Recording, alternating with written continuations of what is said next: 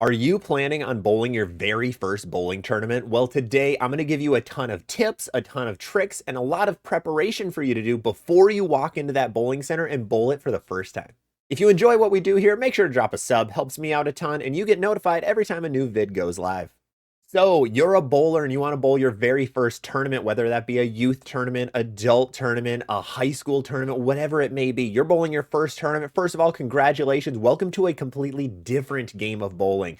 Bowling is really two different sports in one. It is the league and house shot sport, which is a little bit easier, good to score high. You can score more honor scores, things like that. And then there's tournament bowling, which is a whole different beast. We're going to go into a lot of the stuff of what you need to know. But to prepare, first things first, make sure you sign up for the tournament if that's something that you need to do. Some bowling tournaments, you need to sign up early because they always have a limited number of spots because a bowling center only has a certain amount of lanes and you don't want to put 10 people on a lane. Otherwise, if it is just walk-ins allowed, then you can just make sure you know when the tournament is, know what time it is, know how long it takes to drive there. Make sure you're showing up 30 to 45 minutes in advance is always my recommendation. Some people like to have more time, some people like to have a little less. I always recommend at a minimum, make sure you have your travel plan for getting there at least 30 minutes ahead of time. All right, so you've decided and you've signed up for the tournament. What comes next? Next up is knowing what the oil pattern is. So tournament bowling usually consists on a tougher oil pattern. It's generally not on the tournament, on the house shot of the bowling alley you're in. So you're usually on something a little tougher. Always try to know what that is. Some tournaments like to post the pattern beforehand. Some tournaments don't like to. I personally like when they actually announce the pattern. So if they announce the pattern, understand what it is, know what it is, maybe do some Googling, try to find some tournaments online where people bowled on it, try to find a tournament sheet or a pattern sheet and try to read it, see what the length is, see what the volume is, see how difficult it is, so that you know what you're getting into. Next thing up, before you actually leave for the tournament, make sure you know what bowling balls you're bringing. So this really coincides with knowing the pattern. So if you're bowling on something tougher, make sure you have a lot of slower bowling balls. And then if you're bowling on a house shot, make sure you have the balls that look well at league. Remember, every bowling alley plays different no matter the pattern, so try to match whatever balls you have with what bowling alley you're going to and what the oil pattern will be. Remember, we have a ton of videos on this channel on sport shots and on house shots for what bowling balls to bring, so go check those out if you aren't really sure. All right, here we are. You woke up at the right time. You are ready to leave for your first tournament. My recommendation, get a ton of food beforehand, eat a good breakfast. Sometimes tournaments can go a really long time, and sometimes you don't have time to actually eat in between. You could be bowling an 8-game event with a cut in the next round with 8 more games, and you're going to be bowling all day. Doing that on an empty stomach just absolutely ruins your bowling. So make sure you eat beforehand. My personal favorite is find a good gas station that has decent food because you'll have to fill up with gas generally if you're driving there. And then you can always grab some food there, eat on the way, and you'll be good to go. So one other piece before you actually leave for your tournament, know what the dress code is of the tournament. This is like a behind, like not a big deal one that a lot of tournaments don't enforce, but some tournaments do have a dress code. Some ask for dress slacks and some ask for wearing jerseys. Some they don't really care. So make sure you know if you have to show up with a jersey or have to show up with actual slacks on and not jeans. So make sure you know that before going into the tournament. All right, one final thing to do before you get to the bowling center is make sure you have cash. A lot of tournaments don't ask for money beforehand. They pick up money when you first get there, when you check in. So make sure you have cash with you because no tournaments really run, none of them have a credit card system. They don't have a scanner or anything. Some of them do accept checks. It's kind of iffy. I wouldn't recommend doing checks because if you give cash, then that's what the bowling tournament director can give out to all the winners at the end. So bring enough cash for however much the entry fee is, along with any side brackets you want to do or side pots, which we'll get into in a couple of minutes. All right, you've made it to the bowling center. Congratulations. The hard part's out of the way. Now's the easy part. So walk in, bring all your bowling balls. The biggest thing to do is find the check-in counter. Now, that's generally, you can just look where other bowlers are going. That's going to be where the tournament director or tournament workers are at, and they're helping you, everybody sign in, giving you lane assignments, taking money, all of that fun stuff. So find where they are, and there should be some kind of entry form you have to fill out, or you just get in line and they'll ask you what else you want to sign up for when you get to the front.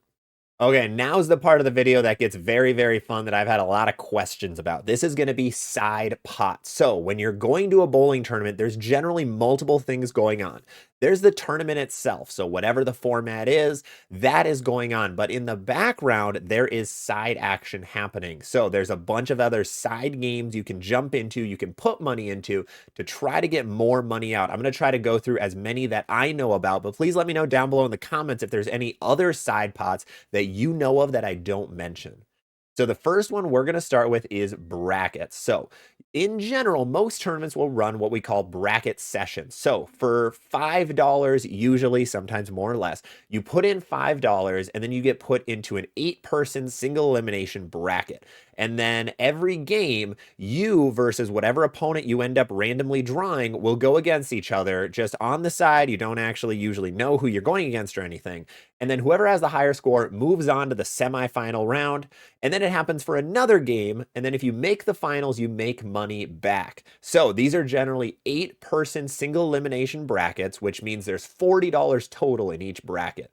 The winner of the entire bracket, whoever beats their opponents 3 times, generally makes $25. And then whoever makes second place gets $10 back. The extra $5 goes to the tournament, goes to the entry fee, or goes to the tournament director, whatever it may be. So brackets are the most common side action or side pot you're going to find at a bowling tournament. They're generally the most consistent. You can get lucky and go against people who shoot really bad scores because it's all random luck of the draw. You could get unlucky, have some high scores, and go against the person who is leading the tournament and not make much money. These are all extra betting things you can do. You don't have to do these. These are just optional side things you can do along with the tournament. The other most common side action going on is high game pots. So for a certain amount of money, you put yourself into a high game pot where if you score the highest game out of the entire tournament, or say game 1 or game 2 or game 3, you make money back. So for example, you give the tournament director $5 for this high game pot, and 100 other people do this also. Well, every single game, whoever gets the top 1, 2, or 3 amount of scores will get money back, get money from that 500 extra dollars. Kind of a cool way to be able to still make money even if you're out of the tournament, where you can be in the last game, you're way out of the cut, but if you shoot 280, you could probably make some decent money back. So that's another very, very common side action one. Now we're going to get into the more specific, niche, wonkier ones. Next one up is what we call a betcha win pot. So this is money that is betting on yourself. So for a certain amount of money, you're saying, hey, I'm going to win this tournament. And if you win the tournament, you make money back from that pool. You make most, if not all, of the money that others put in betting on themselves. So it's just extra money if you end up winning the tournament. I don't recommend betcha win pots if you're new to tournaments, but if you've been a seasoned tournament bowler, it's generally a good thing to do because you can make a lot of money out of those. The final one I'm going to mention is called an eliminator pot. So you put in a certain amount of money, you get put into an eliminator. So starting in game 1, you have an entire field of bowlers. Let's say 40 for this point. So after game 1, the bottom 20 scores, those bowlers get eliminated from this eliminator side pot. Then you're down to 20 bowlers. Game 2, you cut the field in half again.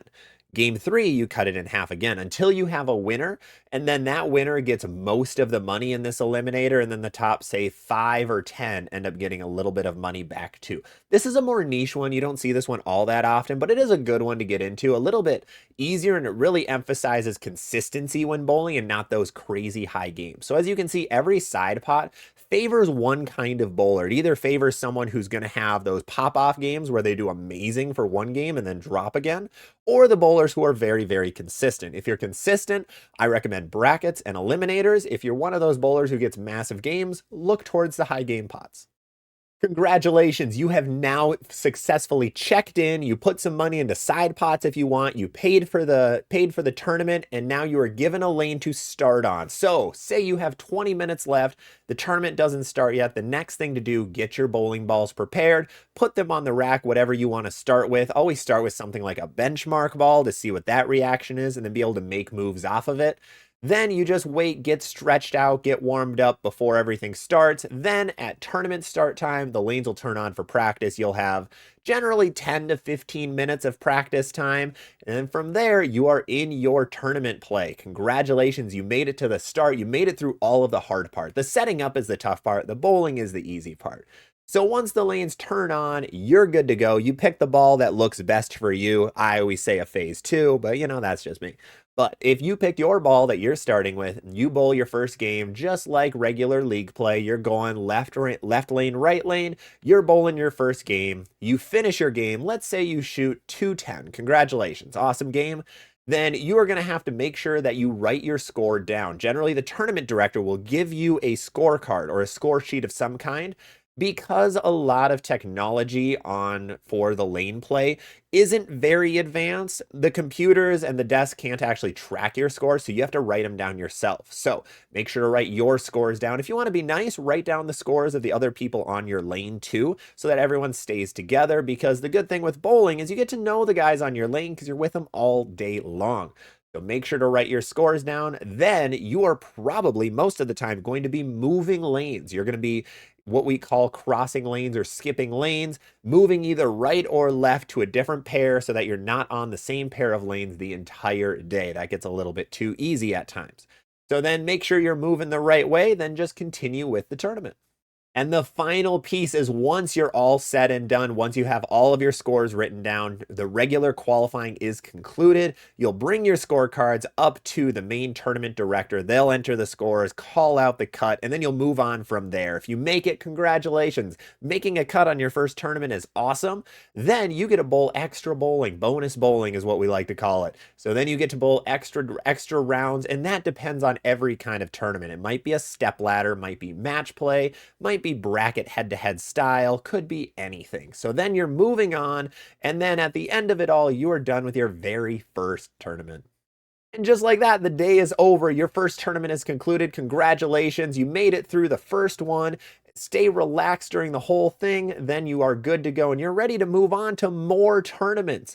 More tournaments every single weekend. In most areas, there's tournaments at least every couple of weekends, so keep your eyes open for that. Maybe talk to the tournament director and then try to figure out what other tournaments are going on in the area. They're usually the most knowledgeable with when tournaments are in some of the bigger tournaments and the better ones to go to, especially if you're new. One of the biggest things to do, even if you're a little bit shy and a little bit quieter, it's good to talk to others at bowling tournaments so that you can know what other things are going on in the bowling world in your local area. It's always a great thing to keep a pulse on, so then you can bowl more things, maybe make some friends along the way, maybe have some people you know that you can go to tournaments with.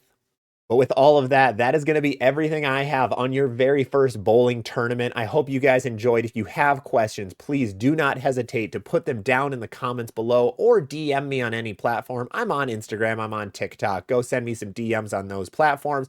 I will help you in any way possible. Hopefully other experienced bowlers in your area are also helping you in your very first tournament. And good luck. Welcome to the second level of bowling. The more advanced level of bowling is what I like to call it.